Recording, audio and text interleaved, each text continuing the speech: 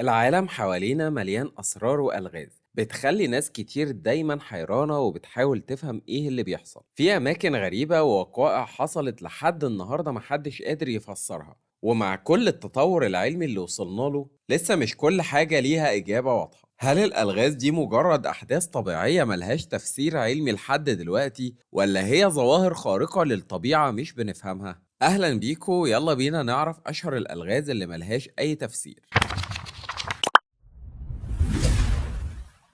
مثلث برمودا هو منطقة موجودة في المحيط الأطلسي بين سواحل فلوريدا وبورتوريكو وبرمودا، ومعروف إنه بيشهد اختفاءات غريبة للسفن والطيارات من غير سبب واضح. الحوادث بدأت تتسجل بشكل رسمي بعد الحرب العالمية التانية، وأشهرها حادثة حصلت سنة 1945 لما اختفت 5 طيارات عسكرية ومعاهم طاقم الطيارين كله من غير ما يسيبوا أي أثر. وفي نظريات كتير بتحاول تفسر اللي بيحصل هناك، زي إنه ممكن يكون بسبب طاقة مغناطيسية غريبة بتأثر على الأجهزة، أو بسبب تيارات بحرية قوية بتسحب السفن. وفي اللي بيعتقد إنها بوابة لأبعاد تانية أو مكان بتسيطر عليه كائنات فضائية. كل سنة الباحثين بيحاولوا يحللوا أكتر ويكتشفوا سر المكان ده، لكنه لسه مكان مرعب وغامض لحد النهاردة، لدرجة إنه بقى رمز للخطر والغموض.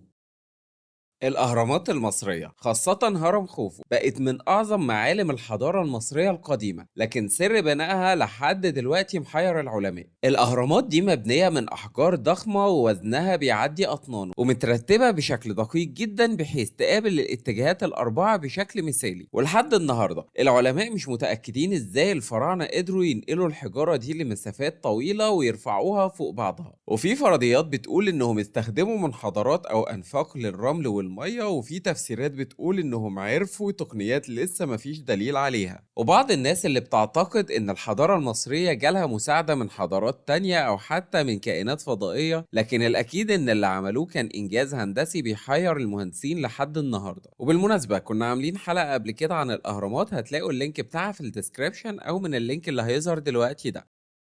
أطلانتس بتعتبر من أكتر الأساطير الغامضة اللي اتكلم عنها الفيلسوف اليوناني أفلاطون، ووصفها على إنها مدينة كانت متقدمة جدا وغرقت في البحر في يوم وليلة. وفي ناس بتعتقد إنها مجرد أسطورة، لكن في أدلة وأبحاث بتقول إنها ممكن تكون موجودة في مكان في البحر الأبيض المتوسط أو المحيط الأطلسي. ومن أهم الأدلة اللي ظهرت هي آثار غريبة تحت البحر قريبة من جزيرة كريت وشوية الجزر التانية، وده بيخلي الباحثين يفتكروا إنها كانت حقيقة واختفت بفعل زلزال أو كارثة طبيعية. ده غير إن في شوية علماء بيشوفوا إن اكتشاف أطلانتس ممكن يغير نظرتنا للتاريخ، لأنها كانت بتعتبر مدينة حضارية قبل الحضارات المعروفة.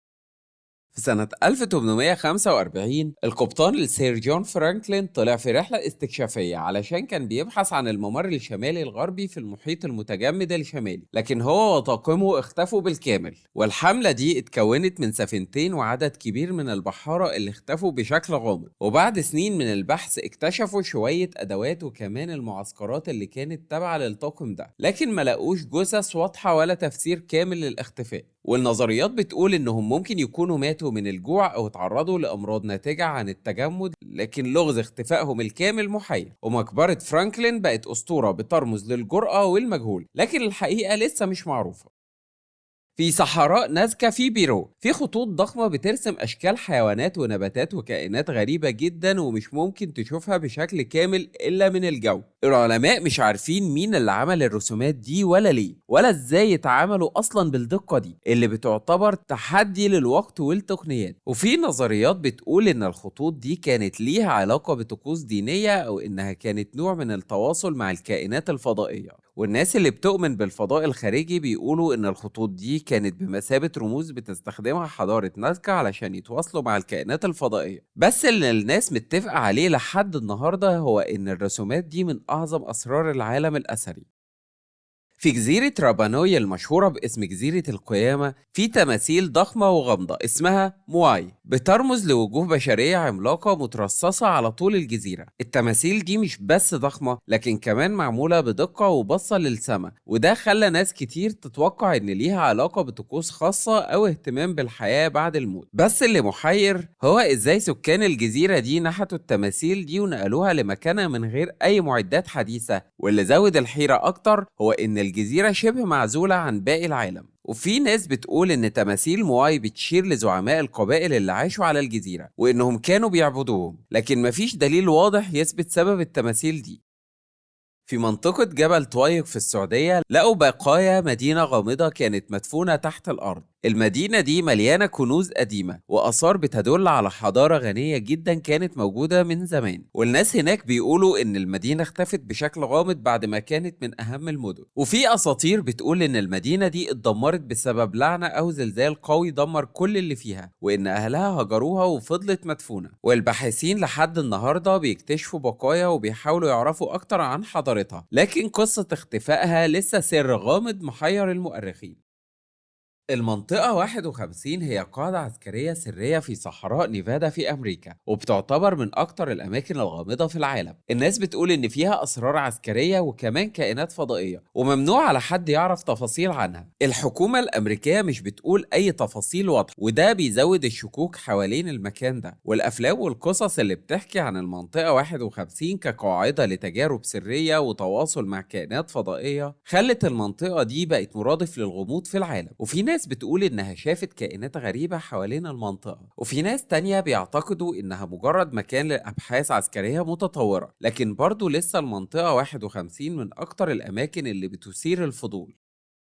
في إيطاليا وبالتحديد في جبل إتنا اللي بيعتبر واحد من أنشط البراكين في العالم، في ظاهرة غريبة اسمها النيران الأبدية. النيران دي عبارة عن لهب بيشتعل بشكل مستمر في فتحات صغيرة على سطح الجبل، واللي بيخلي الناس في حيرة هو إن النار دي مش بتطفي رغم إنها في مكان مفتوح وفي ظروف جوية متقلبة. والباحثين حاولوا يفهموا سبب استمرارية النار، وبيعتقدوا إن الغاز اللي بيطلع من أعماق الجبل هو السبب في إن النار مش بتطفي. لكن في ناس بتشوف إن الظاهرة دي أكبر من مجرد تفسير علمي، وبيعتبروا إن النار دي جزء من أسطورة قديمة بتقول إنها علامة على غضب الجبل أو روح بتسكن المكان. والمكان بقى محط اهتمام كبير من الزوار والسياح اللي بيجوا يشوفوا الظاهرة النادرة دي. وفي ناس بتقول إن النيران دي ممكن تكون ليها طاقة روحية أو حتى رسالة من الطبيعة، والظاهرة دي بتضيف لجبل إتنا غموض وجاذبية، وبتخلي الناس دايما في حيرة حوالين سر النيران اللي مش بتطفي دي.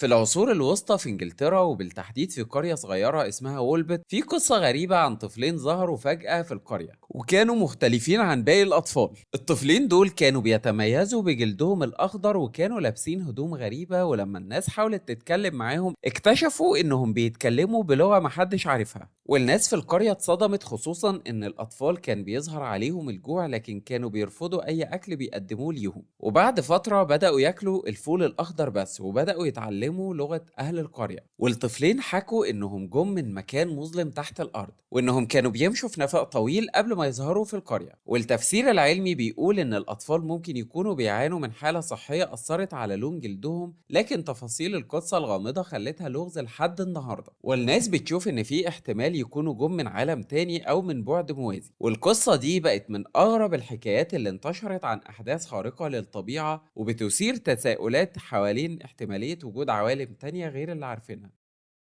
بس كده خلاص، مستنيينكم تكتبوا لنا في التعليقات ايه المعلومات اللي كانت بالنسبة لك جديدة ومذهلة، وايه المعلومات اللي دايما بتدوروا عليها ومش لاقيينها علشان نتكلم عنها في الحلقات اللي جاية. اهم حاجة ما تنساش تعمل لايك وسبسكرايب علشان يوصلك كل جديد، واستنونا الحلقة الجاية.